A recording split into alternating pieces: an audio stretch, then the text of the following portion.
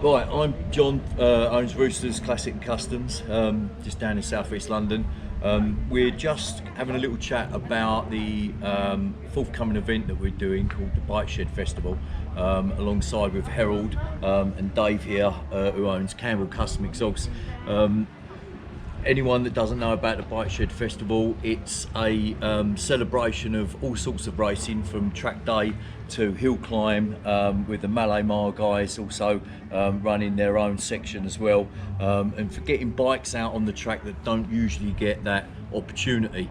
Last year was a good success. They called it the Cafe Racer Cup, and I was privileged enough to be asked to be involved in. And again, this year I've been asked by Herald to be involved, and I've managed to talk them into trying something different for Herald, which is providing us with a couple of their cafe racers, the 400 cafe racer and their 125 cafe racer, for us to do some minor modifications to, so that we can get it out on track and see how they perform.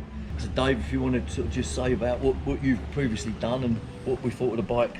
Yeah, I started racing in 1981 actually, and but prior to that I was riding bikes on the road, and it was the CAF racer sort of route. I got an A65 Lightning BSA and hacked it all about, so it had clip-ons and sort of single seat and everything else to make it quicker.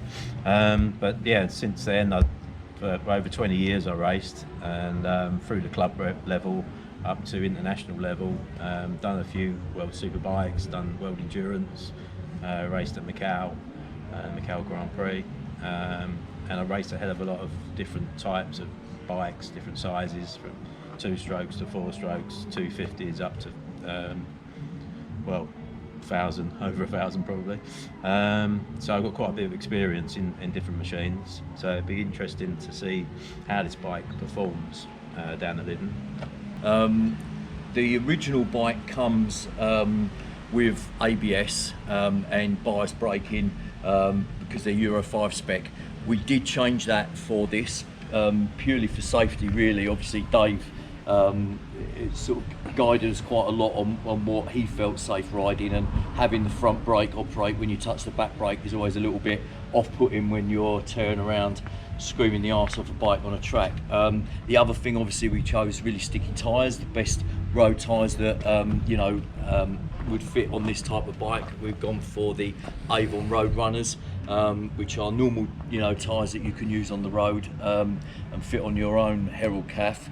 We changed the sprockets, just gearing wise, because the lid is particularly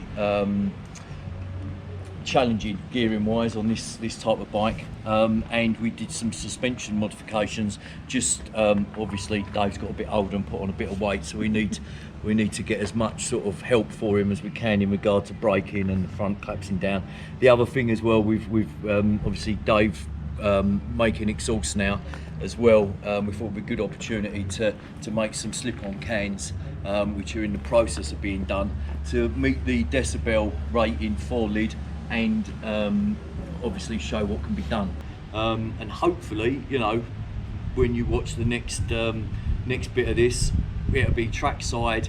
Dave would just be getting off after winning, or at least being really happy and a big grin on his face, and saying he loves it and everything's really good. We haven't set this up on track yet. We've only done it in the workshop. We're at the workshop now at Roosters down in Chelsfield Village, and Campbell Custom Exhausts next door, just about 2 days before we go. And the first time it's going to see a track, unfortunately, is at testing and qualifying, where we got a quick bit of time to sort out tyre pressures, gearing and ground clearance. Maybe we might remove the side stand to help with that, but other than that, this is pretty much what you buy in the showrooms.